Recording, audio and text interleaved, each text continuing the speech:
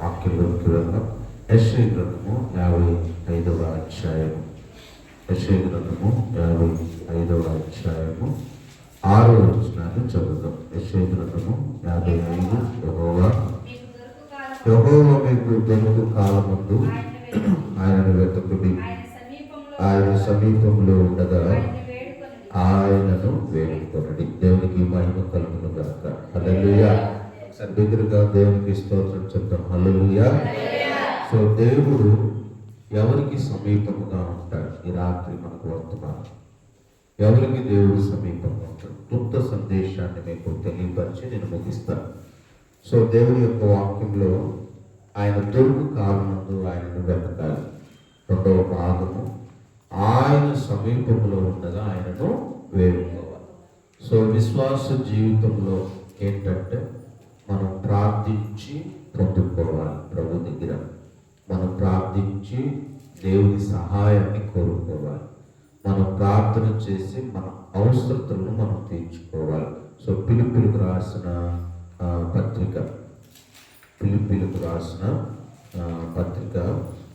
4వ అధ్యాయము 5వ వచనాన్ని చదువుదాం.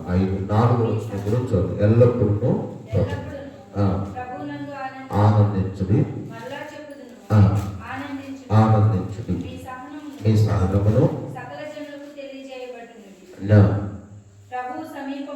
ప్రభు సమీపముగా ఉన్నాడు, దేనిని గూర్చి చింతపడకుడి. కానీ అది మనం ఏ బాధలైనా కష్టాలైనా ఇబ్బందులైనా మనం దేనిని గూర్చి చింతపడకూడదు. సో ప్రతిదీ మనం ప్రార్థన ద్వారా పొందుకోవాలి. ప్రతి అవసరత ప్రార్థన ద్వారా పొందుకోవాలి. ప్రతి సహాయము ప్రార్థన ద్వారా పొందుకోవాలి. ప్రతి స్వస్థత మనం ప్రార్థన ద్వారా పొందుకోవాలి. మనకు ఏదైనా సహాయం లోకరీతిగా, శరీరరీతిగా, కుటుంబ విషయాలలో, ఆరోగ్యంగా మనకు ఏదన్నా అవసరతలు కానీ, అప్పు సమస్య, ఇంకేదన్నా మనకు ఇబ్బందులు ఉన్నప్పుడు దేని ద్వారా పొందుకోవాలంటే ప్రార్థన ద్వారా. ఇక్కడ ఏమంటున్నాడంటే దేనిని గురించి చింతపడదు, ప్రతి విషయంలో ప్రార్థన విజ్ఞాపన చేత. ఇది ఈ మాట ఇట్లాగే వచ్చి 4వ అధ్యాయం 19వ వచనాన్ని మనం చదివితే, కాగా దేవుడు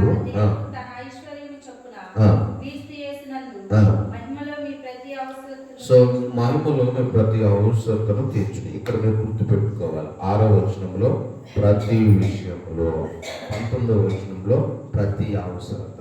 సో మీ ప్రతి సమస్యను, ప్రతి విషయంలో ప్రతి సమస్యను తీర్చిన దేవుడు మీ ప్రతి అవసరమును తీరుస్తాడు. హల్లెలూయా. సో ప్రతి విషయంలో మీరు చింతలు, మీ ప్రతి అవసరత, ప్రతి విషయంలో మీరు బాధపడుతున్నారు, ప్రతి సమస్యను తీర్చిన దేవుడు మీ ప్రతి అక్కరను, ప్రతి అవసరతను తన మహిమలో తీరుస్తాడు. దేవునికి మహిమ కలుగు. అందు గురించే ఆనందించాలి, చింతపడకూడదు, ప్రార్థన చేయాలి. సో కాబట్టి మనం గుర్తుపెట్టుకో, ఎవరికి దేవుడు సమీపంగా ఉంటాడు అన్న వాక్యాన్ని మనం ధ్యానం చేద్దాం. సమీపంలో ఉండగా ఆయనను వేడుకోవాలి. కాబట్టి ఏది అయినా, ఏ అవసరత అయినా ప్రార్థన ద్వారా మనం పొందుకోవడం మనం నేర్చుకోవాలి.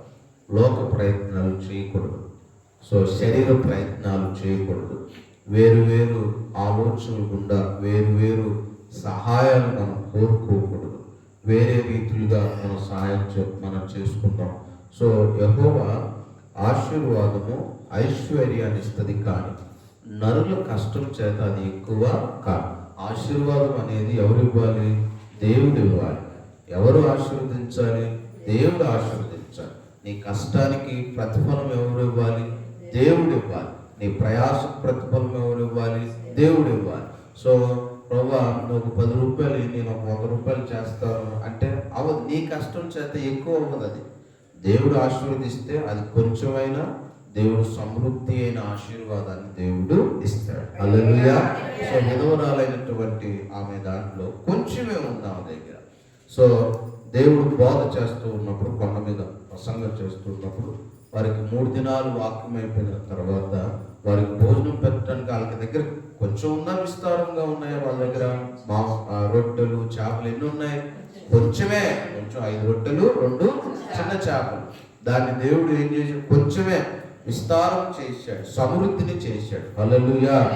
కాబట్టి మనం గుర్తుపెట్టుకోవాల్సినటువంటి విషయం, ఆశీర్వాదం అనేది దేవుడు ఇవ్వాలి, దీవెన అనేది దేవుడు. నీ కష్టం చేత, నీ వ్యయ ప్రయాసం చేత, నీ రెక్కలు మొక్కలు చేసుకోవడం వలన అది ఎక్కువ కాదు. మన ప్రయత్నాలు ఏది చేసినా అది మన జీవితంలో సఫలము కాదు. కాబట్టి సో దేవుడు మనల్ని ఆశీర్వదించాలి కనుక మన ప్రతి అవసరతలు ఆయన సమీపముగా ఉండగా మనం ఆయన దగ్గర వేడుకొని ప్రార్థన ద్వారా మనం ప్రతిదీ పొందుకోవాలి. అట్టి ఆ రీతిగా దేవుడు సహాయం చేయనుగాక.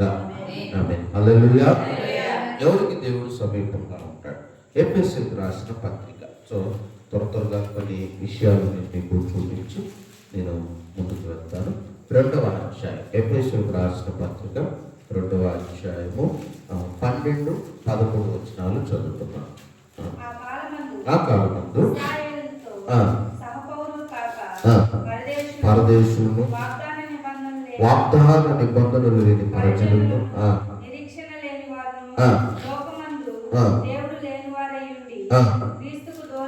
క్రీస్తునకు దూరస్తులై ఉంటుందని చేసుకుని ఆయనను మునుపు దూరస్తులైన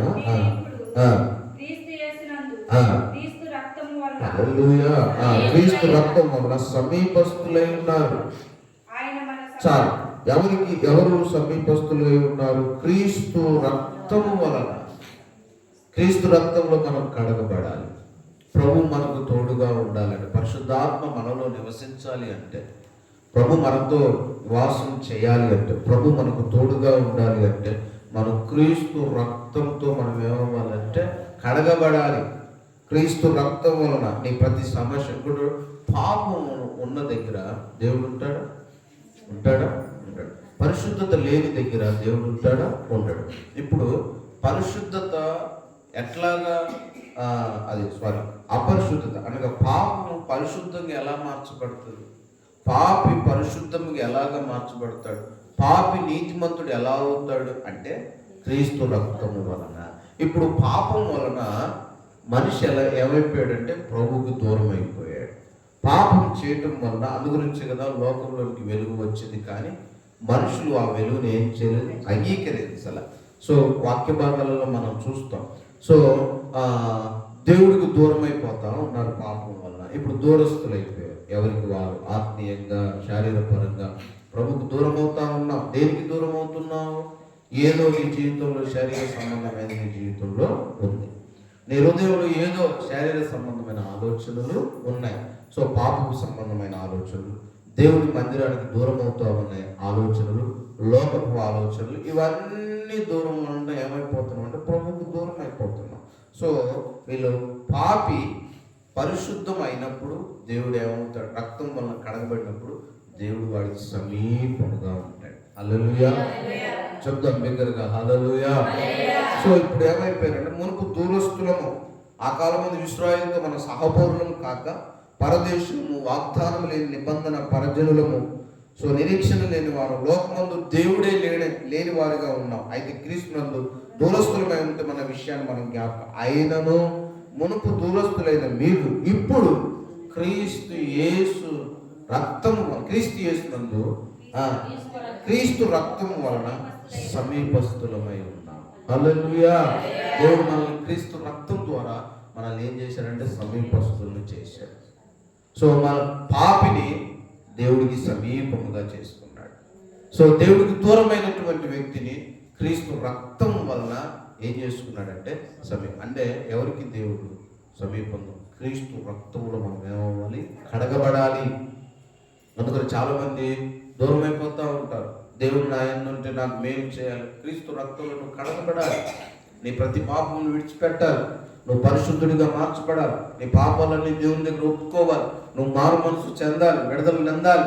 అప్పుడు దేవుడు నిన్ను పరిశుద్ధపరచి, సో ఆయన రక్తం ద్వారా నిన్ను సమస్తమును శుద్ధి చేస్తాడు. హల్లెలూయా.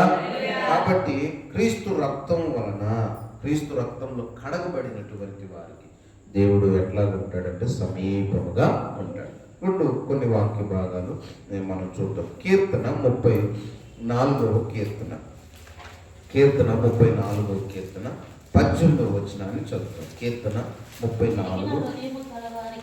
విరిగిన హృదయం గలవారికి యెహోవా ఆసన్నుడు.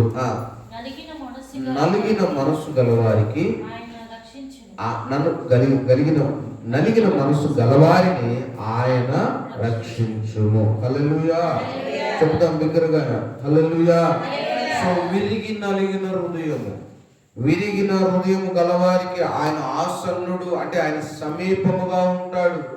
ఎవరైతే నలిగిన హృదయము, విరిగిన మనస్సును కలిగి ఉంటారో దేవుడు వారికి సమీపముగా ఉంటాడు. ఒక మాటను చూద్దాం. యెషయా గ్రంథము 58వ అధ్యాయం 57వ అధ్యాయం 15వ వాక్యాన్ని చదువుదాం. 15వ వాక్యం. మహాగణుడును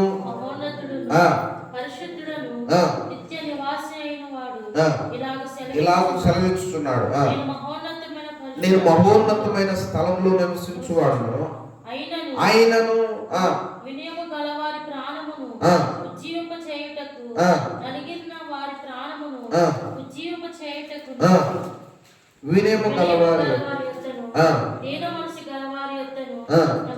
నివసించుచున్నాను. హల్లెలూయా. దేవుడికి విరిగి నలిగిన హృదయం కావాలి, దేవుడికి వినయము కలిగిన హృదయం కావాలి. దేవుడికి గర్వపు హృదయాల్లో ఉన్న వాళ్ళు కాదు, కఠిన హృదయాలు కాదు. సో మాటను పెడచోన పెట్టేవాళ్ళు కాదు. సో దేవుని యొక్క సన్నిధి అంటే నిర్లక్ష్యపరిచేవారు కాదు. దీన మనసు కలిగిన వారు, వినయము కలిగినటువంటి వారు, నలిగిన హృదయం కలిగినటువంటి వారు దేవుడికి కావాలి. హల్లెలూయా. వారికి దేవుడు ఆసన్నుడు, వారికి దేవుడు సమీపముగా ఉంటాడు. విరిగిన హృదయము గలవారిని, సో దేవుడు వారికి సమీపంగా ఉంటాడు. కాబట్టి ప్రియమైనటువంటి దేవుని బిడ్డలారా, రెండో భాగం ఏంటిదంటే నీ హృదయము విరిగి నలిగిన హృదయం. విరిగిన హృదయం అంటే వేరేదేం కాదు. సో దీన మనసు, తగ్గింపు స్వభావం, దీనత్వం. అందు గురించే మనం చదువుకున్న యెషయా 57:15 వినయము గలవారి ప్రాణము ఉజ్జీవింపచేయటం, నలిగిన వారి ప్రాణము ఉజ్జీవింపచేయటం, దీన మనసు గలవారి యొద్దను వినయము గలవారి యొద్దను ఆయన ఏం చేస్తున్నాడు? నివసిస్తా ఉన్నాడు, సమీపముగా ఉంటున్నాడు. దేవుడు నీకు సమీపంగా ఉండాలంటే నీ హృదయం ఎట్లా ఉండాలి? విరిగిన హృదయముగా ఉండాలి, నలిగిన హృదయముగా ఉండాలి. అంటే దేవుని దగ్గర తగ్గింపు, ప్రేమించే హృదయం, క్షమించే హృదయం, సో పెట్టే హృదయం. సో దేవుడు అంటే, మందిరం అంటే మక్కువ చూపించే హృదయం, పరిచర్య అంటే ఆశ చూపించే హృదయం, దేవుని ప్రార్థన అంటే, వాక్యం అంటే ఆసక్తిని చూపించే హృదయం మనకు ఉండాలి. సో అప్పుడు దేవుడు మన యొద్ద ఏం చేస్తాడు? నివాసము చేస్తాడు. సో మనము దేవుని మందిరం అన్నా, పరిచర్య అన్నా, కార్యక్రమాలు అన్నా, ప్రార్థన అన్నా మనం నిర్లక్ష్యపరచామనుకో దేవుడు మన యొద్ద ఉంటాడు? ఉండడు. ఆ హృదయం ఏది? నీకు లోబడే హృదయం ఎక్కడుంది? సో వాక్యాన్ని హత్తుకునే హృదయం ఎక్కడుంది మనకి? ఆ హృదయం మనం కలిగి ఉన్నప్పుడు మన ప్రాణంను దేవుడు ఏం చేస్తాడంటే ఉజ్జీవింపచేస్తాడు. అమ్మ, నలిగిపోయి ఉంటే దేవుడు ఉజ్జీవింపచేస్తాడు. సో నువ్వు విరిగి ఉంటే దేవుడు నిన్ను ఉజ్జీవింపచేస్తాడు. హల్లెలూయా. వారి ప్రాణాన్ని లేవనెత్తుతాడు. బాధల్లో ఉన్నవా? నిన్ను లేవనెత్తుతాడు ఆయన. వారు ఎందుకన్నా నా దేవుడు నీకు సమీపముగా ఉన్నాడు. దేవునికి స్తోత్రం కలుగును గాక. ఇది మూడవది చూద్దాం. 119వ కీర్తన 119వ కీర్తన 150వ వచనాన్ని 151వ వచనాన్ని చదువుతాం. 119వ కీర్తన.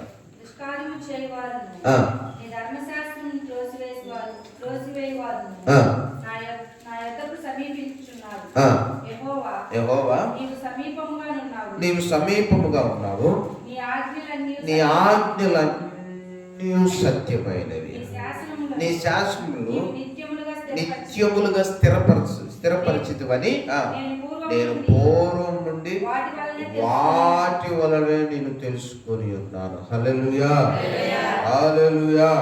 పైన వచనాల్లో ఉంటుంది 149వ వచనం. నీ కృపను బట్టి నా మరణాలకి యెహోవా, నీ వాక్య విధులు బట్టి నువ్వు నన్ను బ్రతికించు. దుష్కార్యము చేయువారు, నీ ధర్మశాస్త్రములు త్రోసివేవారు నీ యొద్దకు సమీపించుచున్నారు. యెహోవా, నీవు సమీపముగా ఉన్నావు. దేవుడు ఎట్లా ఉన్నాడంట? సమీపముగా ఉన్నాడు. ఎవరికి దేవుడు సమీపంగా ఉంటాడంటే ఆయన ఆజ్ఞలను ఆయన వాక్యాన్ని, ఆయన సత్యాన్ని, ఆయన నిబంధనల్ని అనుసరించి నడుచుకునే వారికి దేవుడు సమీపముగా ఉంటాడు. హల్లెలూయా. వాక్యాన్ని ఎక్కువగా ప్రాధాన్యతనివ్వాలి. మన వాక్యాన్ని వినటానికి మనం ప్రాధాన్యతనివ్వాలి. వాక్యాన్ని మనం ధ్యానించడానికి మనం ప్రాధాన్యతనివ్వాలి. వాక్యాన్ని అనుసరించడానికి మనం ప్రాధాన్యతనివ్వాలి. వాక్యానుసారంగా జీవించడానికి మనం ఏం చేయాలంటే మనం ప్రాధాన్యతనివ్వాలి. అప్పుడు దేవుడు మనకు సమీపముగా ఉంది. నీ వాక్యము నాకు తోడు. హల్లెలూయా. నేను నడుచు మార్గంలో దీపం. ఎట్లాగా దేవుడు మన వాక్యం మనకు తోడుగా ఎలా వస్తుందంటే, మనం ఎప్పుడైతే వాక్యానుసారంగా జీవిస్తామో వాక్యం మన తోడ వస్తూ ఉంటుంది. అంటే ఆయన మనకు సమీపముగా ఉంటాడు. హల్లెలూయా. వాక్యమే దేవుడు. ఆది యందు వాక్యం అంటే ఆ వాక్యమే దేవుడే ఉంటాడు. కాబట్టి వాక్యాన్ని నువ్వు అనుసరిస్తూ నడుచుకుంటున్నప్పుడు దేవుని యొక్క సన్నిధి సమీపముగా ఉంటుంది. ఏ అపాయం నీ గుడారంలోకి రాదు. నీ గుడారంలో వాక్యం ఉందనుకోండి, నీ గుడారంలో వాక్యం ధ్యానిస్తున్నావు, నీ గుడారంలో ప్రార్థిస్తున్నావు, దేవునికి కట్టడలు, దేవుని నిధులు, దేవునికి ఆశించినవి, దేవుడు కోరదగినవి మన గుడారంలో, మన హృదయంలో, మనలో జరుగుతూ ఉన్నప్పుడు అపాయం మన యొద్దకు రాదు. సో కీడు మన యొద్దకు రాదు, శాపం మన యొద్దకు రాదు. దేవుని సన్నిధి ఎందుకంటే ఆయన మనకి ఎట్లా ఉన్నాడు? సమీపముగా ఉన్నాడు. కాబట్టి ఏ దుష్కార్యం, ఏ సాతానుగాడి యొక్క అలజడి మన మీదికి రాకుండా దేవుడు మనల్ని చేస్తాడు. హల్లెలూయా. చూద్దాం. ఇప్పుడు మనం ఒక ఊరిలో నడుచుకుంటూ వెళ్తున్నాం. మనం కాలనీలో నడుచుకుంటూ వెళ్తున్నాం. రాత్రికాల సమయంలో కుక్కలు మనం నడుచుకుంటూ వెళ్తున్నప్పుడు మరుగుతూ ఉంటాయి. అవసరమైతే అవి దగ్గరికి వచ్చి మనల్ని కరుస్తూ ఉంటాయి. సో మనం చాలాసార్లు ఏంటంటే మనకు కొంచెం పక్కన ధైర్యవంతుల్ని మనం పెట్టుకొని వెళ్తాం. సో వాళ్ళు దూరం అవుతారు. అది కుక్క దగ్గరికి వస్తున్నప్పుడు ఈ వ్యక్తి దూరం అవుతూ ఉన్నాడు, మనకి దూరంగా ఉన్నాడు అనుకోండి, దగ్గరికి రా అంటారు. దగ్గర మన పక్కన ఉండదు అంటారు. సో మనం ఆ వ్యక్తి పక్కన ఉంటే ఆ క్రూర జంతువు మనల్ని ఏమీ చేయలేదు. సో మనకి ఎప్పుడైనా వాక్యము మన పక్కన ఉంటే, నా తండ్రి మన ప్రభు మన పక్కన ఉంటే ఏ యొక్క సాతానుగాడి యొక్క అలజడి మనల్ని ఏమీ చేయలేదు. హల్లెలూయా. చెప్తాం బిగ్గరగా, హల్లెలూయా. గుడారంలో వాక్యం ఉందనుకోండి, ప్రార్థన ఉందనుకోండి, దేవుని భయము మన గుడారంలో ఉందనుకోండి, అపాయం నీ గుడారంలోకి రాదు. ఎందుకంటే వాళ్ళు వాక్యాన్ని అనుసరిస్తూ ఉన్నారు, వాళ్ళు దేవుని నిబంధనలు కైకొంటున్నారు, వాళ్ళు సత్యాన్ని అనుసరించి నడుచుకుంటున్నారు కనుక ఆ గుడారంలో వాక్యమై ఉన్న ప్రభు ఉంటాడు సమీపంగా వారికి. సో వాళ్ళు ప్రభు నీ రాకపోకలియందు నువ్వు నాకు తోడుగా ఉండు. ఎట్లాగా దేవుడు తోడుగా ఉంటాడు? బండి మీద వాక్యం రాసుకుంటేనా, లేకపోతే బండి వెనక వాక్యం రాసుకుంటేనా? కాదు. బండి నిండా, లేకపోతే దేని వాహనం నిండా వాక్యాలు పేర్లు రాసుకుంటా ఉంటారు. సో అవి మనకు తోడు కాదు. దేవుని సన్నిధి. ఎప్పుడైతే ఒక వ్యక్తి చక్కగా వాక్యాన్ని, దేవుని విధుల్ని కైకొంటాడో ఆయనకి దేవుని సన్నిధి వారికి తోడుగా ఉంటుంది. హల్లెలూయా. కాబట్టి వారికి దేవుడు సమీపంగా ఉంటాడు. మూడవది ఎవరికి సమీపంగా ఉంటాడంటే వాక్యాన్ని అనుసరించి వాక్యానుసారంగా జీవించి ఆ వాక్యములు ఎదిగే వారికి దేవుడు సమీపముగా ఉంటాడు. నాలుగో మాట నేను మీకు చెప్పి నేను ముందుకు వెళ్తాను. 145వ కీర్తనలోనే మంచి మాటలు, శ్రేష్టమైనటువంటి మాటలు దేవుడు మనకు అనుగ్రహిస్తుంటాడు. 145వ కీర్తన 18వ వచనాన్ని చెప్తాం. 18.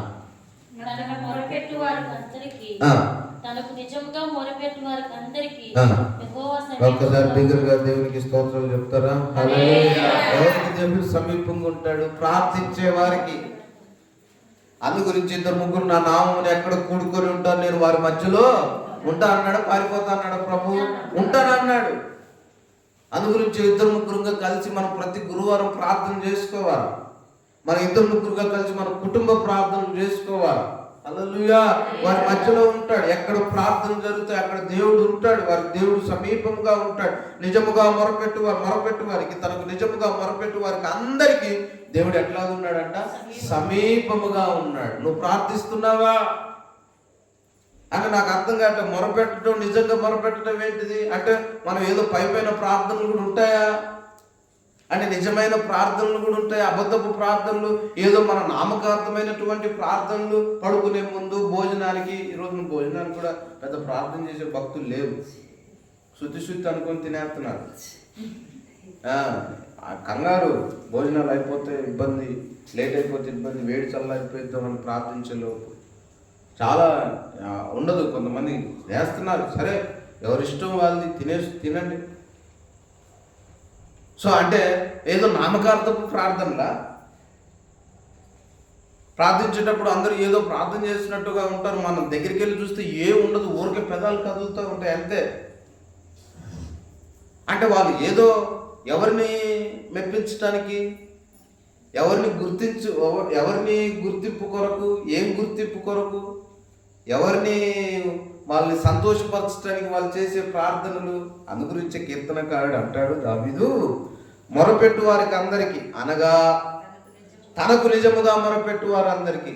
అంటే ఏదో పైపైన భక్తి, పైపైన ప్రార్థన చేసే వాళ్ళు కూడా ఉంటారు. నిజముగా మొరపెట్టాలి. అప్పుడు దేవుడు ఎట్లా ఉంటాడంటే సమీపముగా ఉంటాడు. హల్లెలూయా. నువ్వు ప్రార్థిస్తూ ఉన్నప్పుడు నా దేవుడు నీకు సమీపముగా ఉంటాడు. నువ్వు ప్రార్థిస్తున్నప్పుడు నేను నాకు అర్థం కాని విషయం ఏంటంటే, దేవుని సన్నిధిలో నేను ప్రార్థిస్తూ ఉన్నప్పుడు నేను ఒక ప్రార్థన మనం ఏడుస్తూ ఉన్నాం అనుకోండి, మన కన్నీళ్ళు కనపడతాయి. అర్థమవుతుందా? మనం ఏడుస్తున్నాం అనుకోండి, మన కన్నీళ్ళు కనపడతాయి. ప్రభువా, నేను చాలా బాధపడుతున్నాను ప్రభువా, హృదయంలో కొన్ని సమస్యల వల్ల బాధపడుతున్నాను ప్రభువా అంటే. కొన్నిసార్లు కొంతమందికి సమస్యలు కనపడవు, పైకి బాగానే కనపడతారు, కానీ వాళ్ళ ఇంట్లో కానీ వాళ్ళల్లో కానీ భయంకరమైన సమస్యలు వారి కుటుంబాలలో ఉంటాయి. పైన మనుషులకి ఎవ్వరికీ కనపడవు, వాళ్ళకి అనుభవించే వాళ్ళకి, వాళ్ళ కుటుంబస్తులకి, ఎవరైతే అనుభవిస్తున్నా ఆ వ్యక్తికి తప్ప ఎవరికి తెలియదు. ఇప్పుడు నా దేవుడు నువ్వు ప్రార్థిస్తున్నప్పుడు ఆయన నీ పక్కన ఉంటే, నీకు సమీపంగా ఉన్నప్పుడు నీ బాధలను కూడా ఆయన చూసే దేవుడు. అంటే మనుషులు చూడని సమస్యని, మనుషులు చూడని గ్రహించని బాధని నా దేవుడు గ్రహిస్తాడు, నా దేవుడు గమనిస్తాడు, నా దేవుడు గుర్తిస్తాడు. నీకు పరిపూర్ణమైన విడుదల దేవుడు ఇస్తాడు. హల్లెలూయా. ఎందుకు ఏడుస్తున్నావు తెలియదు. ఎందుకు బాధపడుతున్నామో నాకు తెలియకపోవచ్చు, నీకు తెలియకపోవచ్చు, కానీ సర్వశక్తి కలిగిన ప్రభువుకి తెలుసు. ఆయన సమీపంగా ఉన్నప్పుడు, ఏడుస్తూ ఉన్నప్పుడు, నేను చాలాసార్లు చెప్పాను, ప్రార్థిస్తూ ఉన్నప్పుడు ఒక సహోదరి చక్కగా కుటుంబ ప్రార్థన చేసుకుంటున్నప్పుడు సాతానుగాడు వచ్చి వాళ్ళ ప్రార్థనని ఆటంకపరచాలని ప్రయత్నాలు చేస్తున్నప్పుడు దూసిన కట్టుకొని చేత పట్టుకొని దేవుడు నిలబడతాడు. వాళ్ళ మీదికి సాతానుగాడి యొక్క ప్రభావం అంటనీయకుండా దేవుడు కాపాడతాడు. కాబట్టి ప్రార్థన చాలా మొరపెట్టే వారికి దేవుడు ఎలా ఉంటాడు? సమీపంగా ఉంటాడు. పిలిస్తే కొంతమంది రారు, పిలిచినా కొంతమంది రారు. ఇర్మీయా గ్రంథము 33:3 చదువుకుందామా? ఇర్మీయా గ్రంథము 30. నాకు మొరపెట్టు. సో నాకు మొరపెట్టు, నీకు నేనేం చేస్తాను ఉత్తరం. ఈ రోజున కొంతమంది ఫోన్ చేసినా ఎత్తారు, అలా వెలుగుల్లో ఉండరు. కొన్నిసార్లు మనం మాట్లాడినా వాళ్ళు పలకరియరు. వందనాలు చెప్పడానికి కూడా వాళ్ళు మన మొక్కలు చూడరు, మనం వాళ్ళ మొక్కలు చూడం.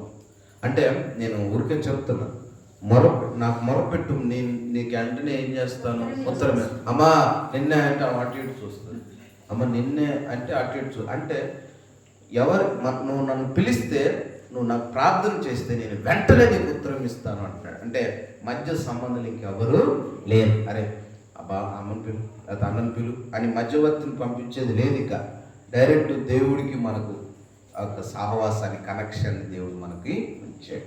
కాబట్టి ప్రార్థన నువ్వు మొరపెడితే దేవుడు నీకు ఉత్తరం ఇస్తాడు. హల్లెలూయా, హల్లెలూయా. సో కాబట్టి ప్రార్థన చాలా దేవుడు ఎట్లా ఉంటాడంటే సమీపంగా ఉంటాడు. సమీపంగా ఉన్నప్పుడు ఏం జరుగుతుందంటే, నీ హృదయంలో ఉన్నటువంటి బాధని నా దేవుడు గ్రహిస్తాడు. హల్లెలూయా. అంటే దూరం ఉన్నప్పుడు చూడండి, ఆయన వాక్యం ఉంది, నేను 2-3 నా నామం ఎక్కడ కూడుకుంటారో వారి మధ్యలో నేను ఉంటాను. మధ్యలో ఉండటానికి దేవుడు ఎందుకు?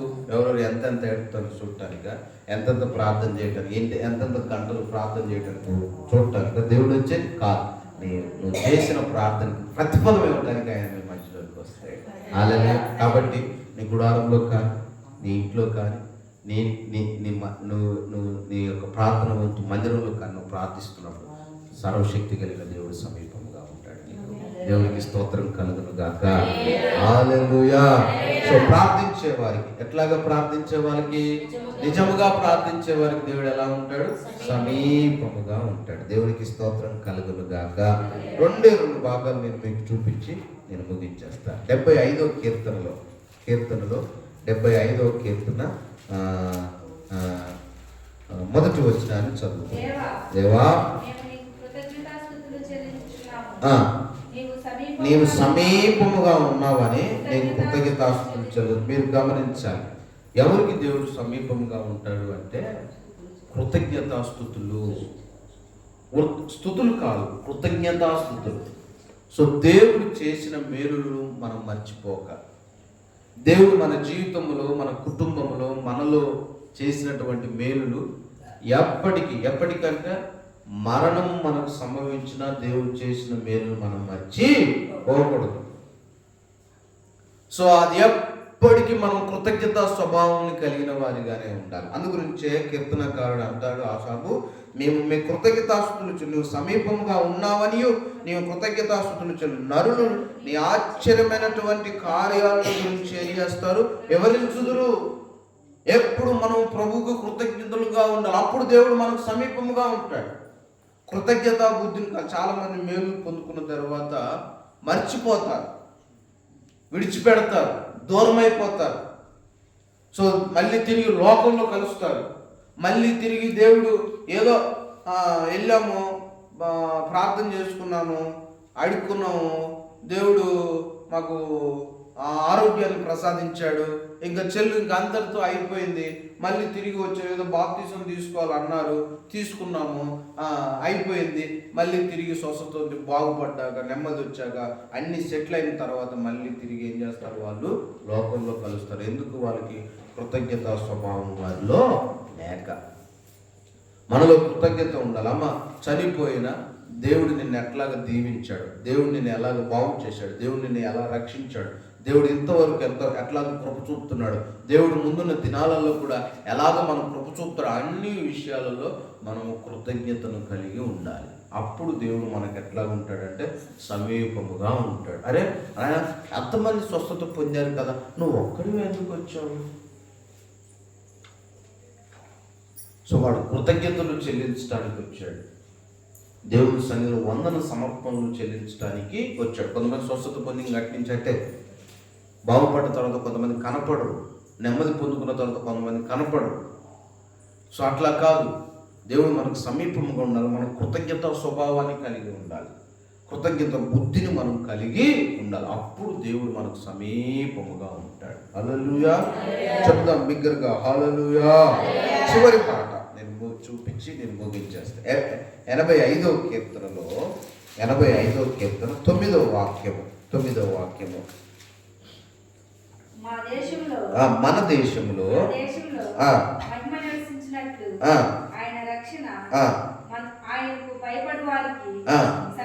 ఆయనకు భయపడు వారికి ఆయన రక్షణ, ఆయనకు భయపడు వారికి సమీపముగా ఉండాలి.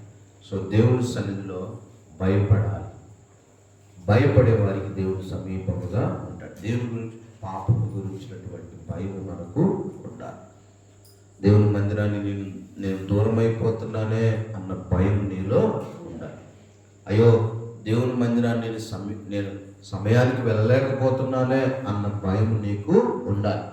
అయ్యో నేను ప్రభు బలలో యథార్థంగా, యోగ్యంగా నేను పాల్పంపులు పొందలేకపోతున్నానే అన్న భయం నీకు ఉండాలి. ఇది ప్రభు బల్ల, ఇది ప్రభు మందిరము, ఇది దేవుని సన్నిధి. నేను ఇష్టానుసారంగా ఉండకూడదు, ఇష్టానుసారంగా జీవించకూడదు, దేవుని కొరకు నమ్మకంగా ఉండాలి, నేను నిష్ఠగా ఉండాలి అని అన్న భయము మనకు ఉండాలి. నువ్వు భయపడితే దేవుడు నీకు ఎట్లాగా ఉంటాడు? సమీపముగా ఉంటాడు. సో చూడండి, మనం ఆయన భయపడు వారికి ఆయన ఎలా ఉన్నాడు? సమీపముగా ఉన్నాడు. రక్షణ భయపడు వారికి సమీపముగా ఉన్నది. ఈ రోజున దేవుని భయం మనకుందా? దేవుని సన్నిధి అంటే భయం మనకుందా? దేవుని ప్రభు బల అంటే నీకు భయం ఉందా? ఆరాధన అంటే నీకు భయం ఉందా? మందిరంలో జరిగేటువంటి ప్రార్థనా కూడికలు అంటే నీకు భయం ఉందా? దేవుడు అంటే నీకు భయం ఉందా, లేకపోతే ఇష్టానుసారమైన జీవితాన్ని నువ్వు జీవిస్తున్నావా? దేవుని భయాన్ని విడిచి మీరు భయం ఉంది పాపము చేయకూడదు వాక్యం. భయం ఉండాలి.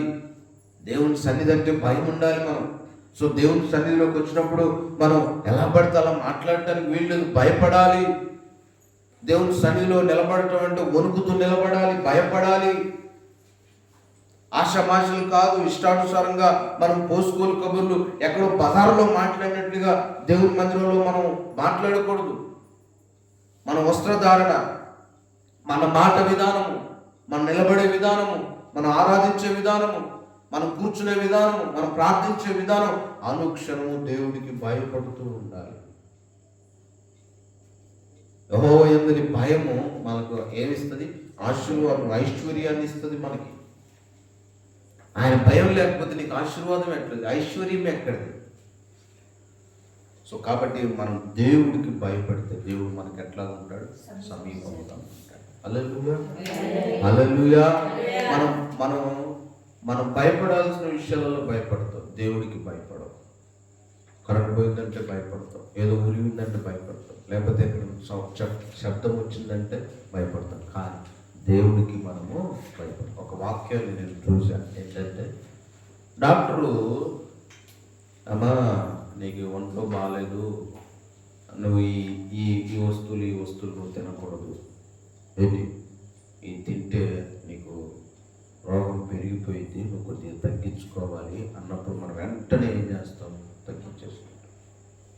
ఓకే, ఆఫ్టర్ డాక్టర్ చెప్పిన మాటకి మరి దేవుడు ఇది వద్దమ్మా తీసివేసుకోవాలి, దేవుడు ఇది ఉంటే నీ జీవితం పాడైపోయింది, నువ్వు నాశనం, నిత్య నరకానికి వెళ్తావు, నిత్య పాపంలోనికి వెళ్ళిపోతావు, యుగాలు నరకంలో కాల్చబడతావు, కాబట్టి నీలో ఉన్న పాపాలను తీసివేసుకోవాలి, అప్పుడే నీకు నిత్య జీవం ఉంటుందంటే మనం తీసేసుకుంటామా? మానుతామా? మానే. మనం విడిచిపెట్టాం, మనం మానే. కాబట్టి మనకు అందు గురించి మన కుటుంబాలలో ఇంకా మన ఆశీర్వాదాలు చూడకపోవడానికి కారణం మనం దేవునికి భయపడాలి, దేవుని సన్నిధికి మనము భయపడాలి. అప్పుడు దేవుడు మనల్ని దీవిస్తాడు. అంటే కృప దేవుడు మనకు అనుగ్రహించును గాక. ఆమేన్. ఆమేన్. హల్లెలూయా, హల్లెలూయా.